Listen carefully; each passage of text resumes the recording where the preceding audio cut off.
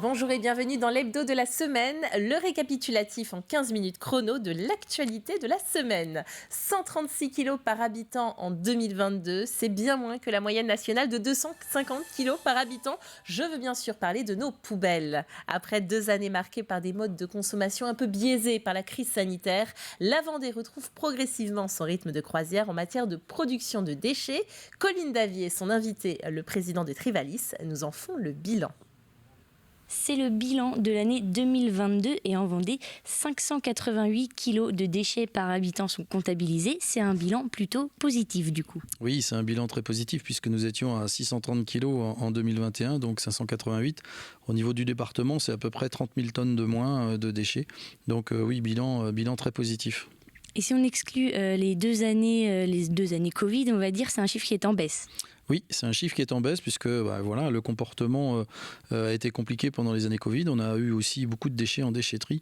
Donc là, on récupère en 2022 une année correcte par rapport à 2020 ou 2021. Et donc on compare, nous, aujourd'hui, 2022 à 2019. Pour parler d'une nouveauté qui se met en place, en tout cas la redevance incitative, d'abord, est-ce qu'on peut réexpliquer ce que c'est et puis dans quelle zone du territoire elle est mise en place ?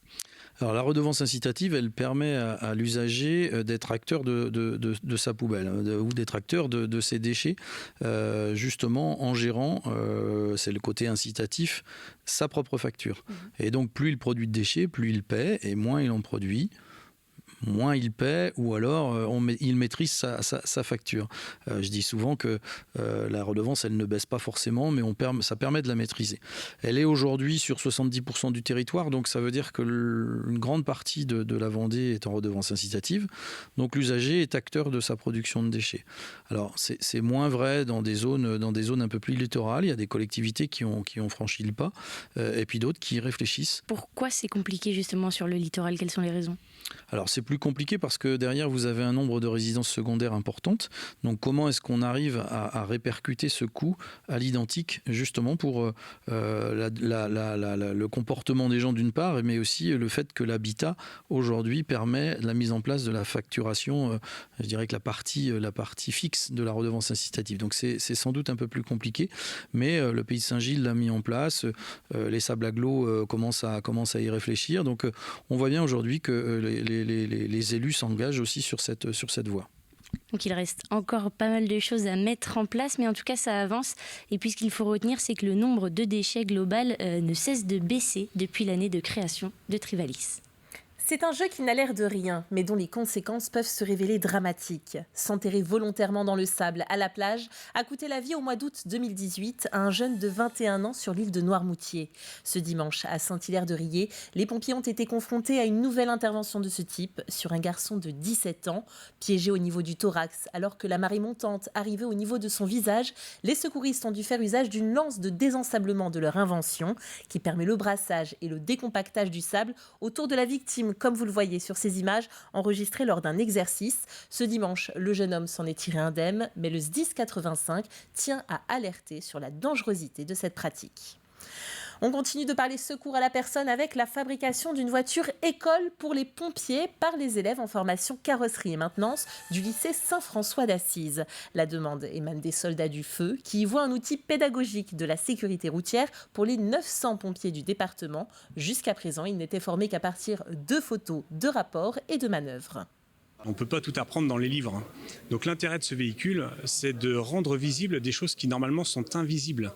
Les jeunes du lycée Saint-François d'Assise vont découper des structures, les tableaux de bord ou autres, et par des jeux de couleurs, mettre en avant des éléments qui sont importants pour nous, soit parce qu'ils présentent des risques, par exemple de la pyrotechnie comme les airbags ou alors les prétensionneurs de ceinture, ou soit parce qu'ils présentent un intérêt lorsque l'on veut s'appuyer avec nos manœuvres de force sur des structures robustes du véhicule. Donc les jeunes nous permettent, par le fait de modifier la carrosserie, des jeux de couleurs qui sont les mêmes que l'on utilise en intervention avec des fiches réflexes que nous avons, et bien de voir en réalité les véhicules que l'on retrouve sur la route. Dans l'optique, ils sont dans la réparation des véhicules, mais ils sont vraiment sur les bases techniques. Le but, ça va leur élargir les esprits aussi également sur la sécurité routière, la sécurité des occupants, des passagers. Donc ça fait partie du contenu de formation. Mais là, ça permet vraiment d'avoir quelque chose de concret et de revenir sur tous ces éléments-là, qui prennent conscience justement lors de leur formation que lorsqu'ils vont être amenés en tant que professionnels à réparer des véhicules, ils ont l'obligation de remettre un véhicule à son état d'origine, conforme. Demain, les véhicules roulent avec des personnes à l'intérieur, ils roulent sur l'autoroute, n'importe où. Il faut vraiment qu'ils soient conformes à l'origine pour maintenir leur rigidité, que les systèmes pyrotechniques fonctionnent et justement qu'en cas d'accident, le maximum de personnes soient sauvées. La voiture sera livrée aux pompiers en juin 2024. Le 12 mai, c'était la journée internationale de l'infirmière, une journée de mobilisation du collectif des infirmiers libéraux en colère un peu partout en France et notamment à Nantes. Le collectif compte 15 000 personnes, mais les manifestations sont généralement peu suivies, les infirmières étant tenues par l'obligation de continuité des soins. Parmi leurs revendications, la réécriture de la nomenclature des actes, rédigée en 1972, est devenue obsolète. C'est pas qu'une question de finances. C'est-à-dire qu'actuellement, il y a des choses qui sont mises en place et qui vont droit à la mort de notre profession. Beaucoup de tâches sont de plus en plus données à d'autres professionnels de santé que nous, alors qu'on se forme au quotidien. On a une obligation triennale de formation qui fait qu'on se forme sur les pansements, mais les bilans de plaies vont être donnés à des pharmaciens. On est formé sur la vaccination, mais d'autres professions vaccinent à notre place. Les soins d'hygiène, c'est pareil, et prochainement probablement la Poste qui distribuera des médicaments. Enfin, à un moment donné, voilà, redonnons à notre profession toute sa valeur et sa reconnaissance surtout. Un cercueil symbolisant la mort de la profession a pris le départ de Tours. Il passera dans différentes villes, dont Luçon, avant de se retrouver à Paris. Casser les préjugés et changer l'image du gendarme tapi en bord de route. C'est l'objectif des premières portes ouvertes des gendarmes vendéens. La caserne Gouvion, au 31 boulevard du Maréchal Leclerc à La Roche-sur-Yon, accueillera le grand public de 10h à 17h. L'entrée est libre et de nombreuses démonstrations et animations sont au programme, de quoi peut-être susciter des vocations. 300 métiers différents sont présents en gendarmerie. Il y a un pôle judiciaire avec des techniciens en identification criminelle, ce sont nos spécialistes de la police technique et scientifique qui feront jouer, enfin qui montreront leur savoir-faire, leur matériel, mais qui feront également participer à une petite enquête et une reconstitution les gens qui viennent. Il va y avoir bien sûr nos spécialités motocyclistes ou équipes rapides d'intervention, ce sont des choses visibles qui sont connues et qui plaisent. Le volet intervention évidemment, puisque les unités d'intervention seront représentées avec le peloton de surveillance et d'intervention de la gendarmerie, le PSIG, l'équipe cynophile qui va avec, et donc il y aura à la fois une présentation du matériel et des missions, mais également toutes les heures des démonstrations dynamiques sur des interpellations ou l'équipe cynophile en action. Dans un autre domaine, il s'agira de la première résidence sociale étudiante. 57 nouveaux logements étudiants seront proposés à La Roche-sur-Yon à la rentrée 2023. Situé rue Hubert Caillé, il s'agit de studios de 20 mètres carrés avec parking et laverie. La résidence est encore en travaux, mais Grégoire de Châtillon nous l'a fait découvrir. Des studios d'une vingtaine de mètres carrés, bientôt équipés, meublés, avec salle de bain et kitchenette. 57 logements sociaux prévus pour la rentrée prochaine, pour les étudiants, mais aussi pour les apprentis et les stagiaires. Et nous accueillons essentiellement des boursiers, des gens à ressources modestes, donc on peut dire boursiers, sachant que dans les boursiers, il y a aussi des profils très différents, mais prioritairement, effectivement, ceux qui ont des faibles ressources, de façon à ce qu'ils puissent bénéficier des plafonds de loyer qui nous sont imposés compte tenu du mode de financement de ce type d'établissement. Située à 2 pas du pôle universitaire lyonnais, cette résidence sociale universitaire est très attendue. La Roche-sur-Yon compte aujourd'hui 8000 étudiants. C'est 8% de plus en un an, 54% de plus depuis 2014. C'est vraiment le logement de l'étudiant. Il a juste accès à une laverie, un local vélo.